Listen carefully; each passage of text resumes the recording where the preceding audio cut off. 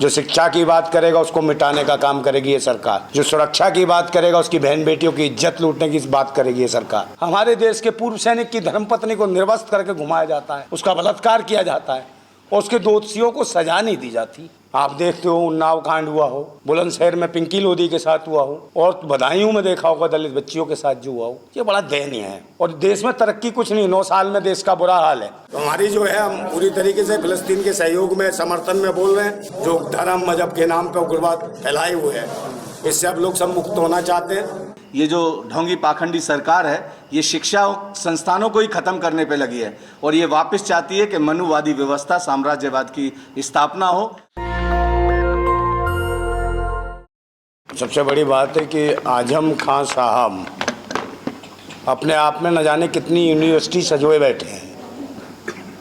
ज़रूरत है मैं आजम खान साहब जैसे एक महान पुरुष की, जो हम दुनिया भर के महान पुरुष इस भारत के अंदर बनते फिर रहे हैं लोग, समझे नहीं। तो आज जो भारत में जो भी घटित हो रहा है वो मतलब बड़ा दर्दनीय है, दयनीय है। क्योंकि शिक्षा, स्वास्थ्य, रोजगार, सुरक्षा, ये सब धत्ता बना दिया गया है, सब खत्म कर दिया गया है।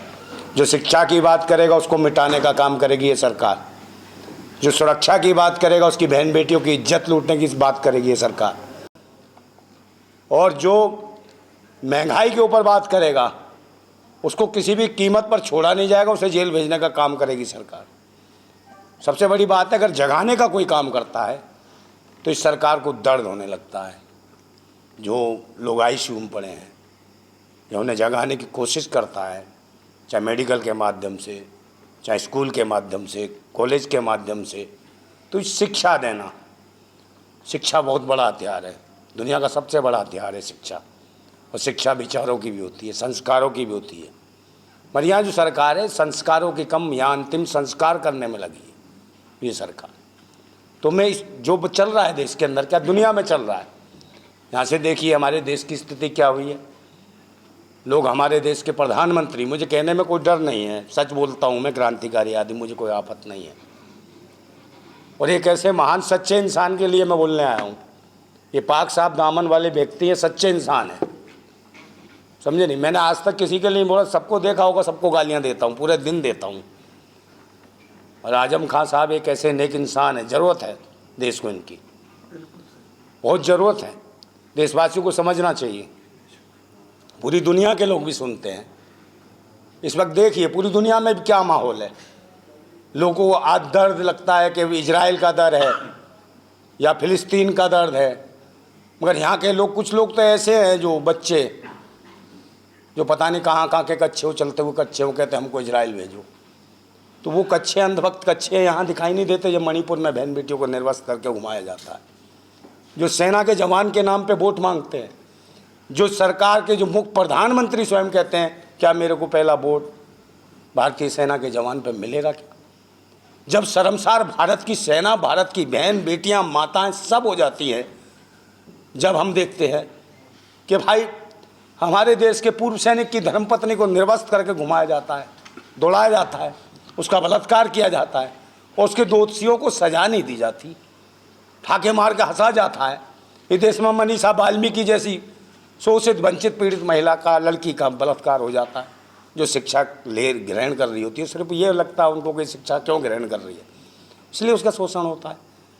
आप देखते हो उन्नाव कांड हुआ हो, बुलंदशहर में पिंकी लोधी के साथ हुआ हो, और बदायूं में देखा होगा दलित बच्चियों के साथ जो हुआ हो। ये बड़ा दयनीय है और देश में तरक्की कुछ नहीं, 9 साल में देश का बुरा हाल है। जो भी देश में नेक और अच्छा इंसान, उसको तंग करने की कोशिश की गई है। तो ज़्यादा वक्त नहीं, मैं कहता हूँ फिर भी कि सब्र सहने की भी एक सीमा होती है, सब्र सहने की भी एक सीमा होती है। बांध टूटता धीरज का तब अति होती है, अति होने पे प्रलय और प्रवतन होता, तब नई सुबह की नई सृष्टि का सृजन होता। देख लेना, ये 10 साल होने दीजिए, इनका परिवर्तन हो जाएगा और इनका अंत होने वाला है तानाशाह शासकों का, मैं आपको बताता हूँ।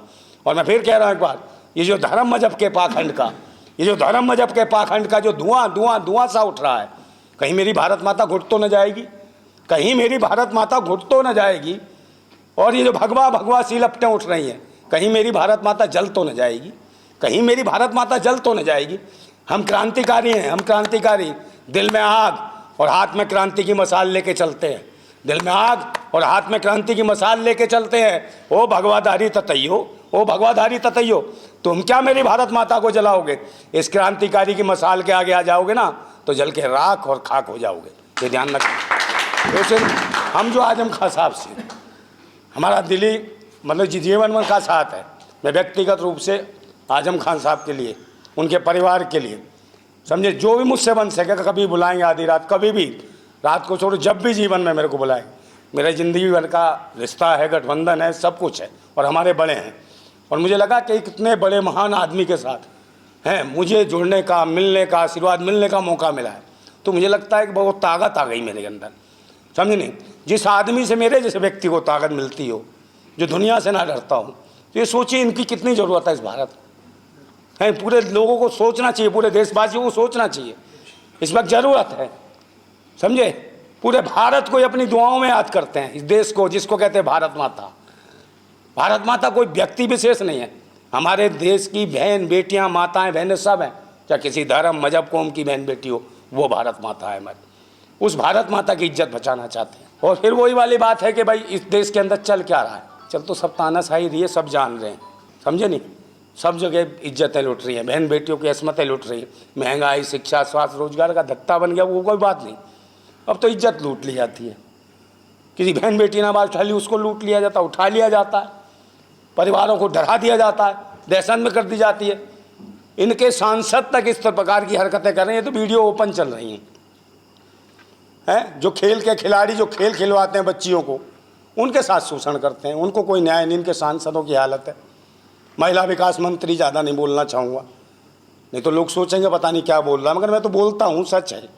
महिला विकास मंत्री हैं, जो महीने पर चर्चा होनी चाहिए थी सदन के अंदर।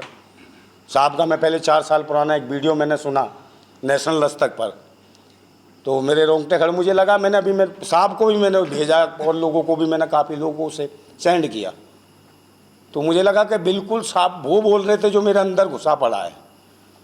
और मैं आज से नहीं, पिछले 35 वर्षों से कर रहा हूँ, बहुत सारे लोग जानते हैं मैं 35 वर्षों से कर रहा हूँ, और मैं किसी की सुनता भी नहीं हूँ।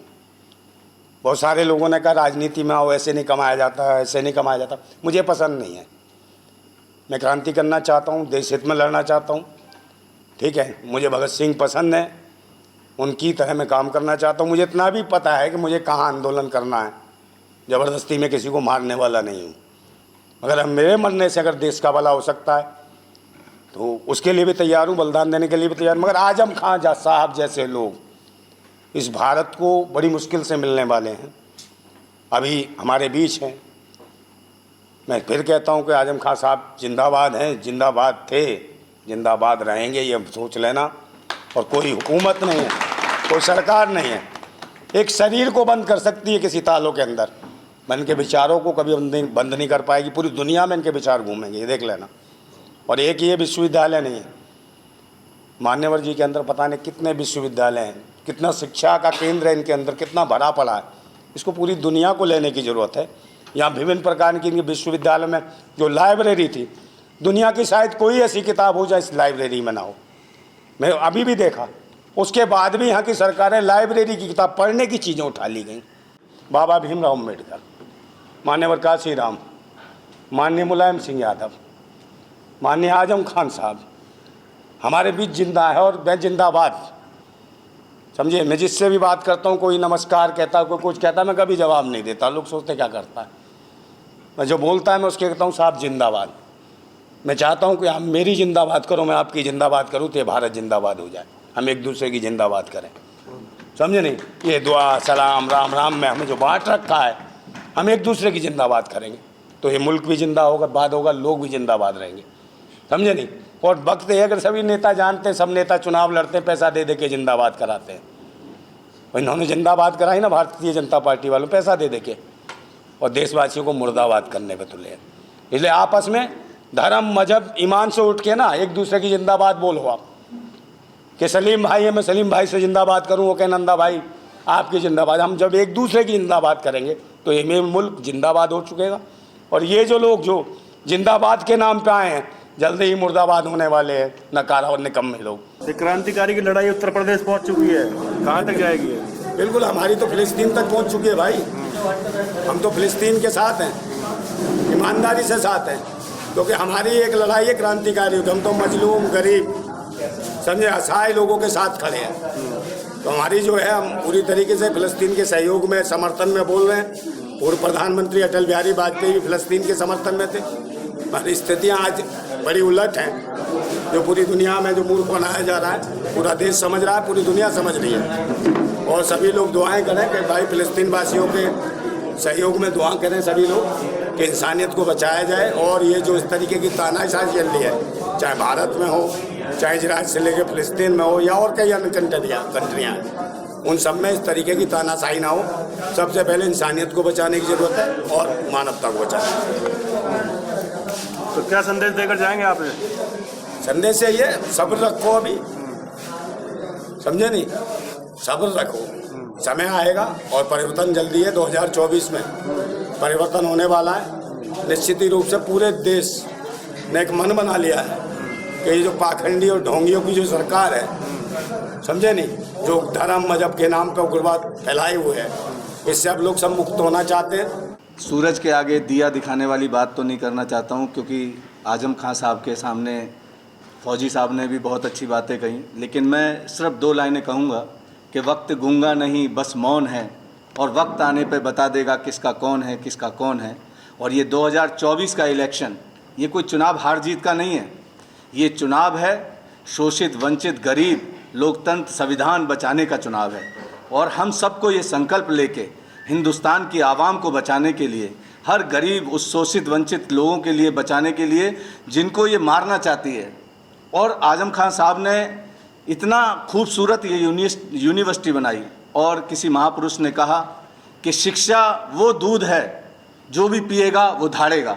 और ये शिक्षा को ही, ये जो ढोंगी पाखंडी सरकार है, ये शिक्षा संस्थानों को ही ख़त्म करने पे लगी है। और ये वापस चाहती है कि मनुवादी व्यवस्था, साम्राज्यवाद की स्थापना हो। और हम सबको ये संकल्प लेना पड़ेगा इस 2024 में, संविधान को बचाने के लिए भी, लोकतंत्र को बचाने के लिए भी, और हर हिंदुस्तान की इज्जत और मान सम्मान को बचाने के लिए गाँव गाँव जाके हमें ये बताना होगा कि इस ढोंगी पाखंडी सरकार से हमें मुक्ति दिलाओ, और सब एकजुट होकर हिंदुस्तान को बचाने के लिए 2024 में इंडिया को जिताओ। ज़्यादा कुछ न कहती है। बहुत बहुत धन्यवाद आप सबका। नेशनल दस्तक की आपसे गुजारिश है कि अगर इसको बचाना चाहते हैं तो नेशनल दस्तक को सब्सक्राइब करने के लिए रेड कलर के सब्सक्राइब बटन को दबाएं, फिर बेल आइकन की घंटी दबाएं। नेशनल दस्तक को बचाने के लिए बहुत ज़रूरी है कि हर खबर को शेयर करें, लाइक करें, कमेंट जरूर करें।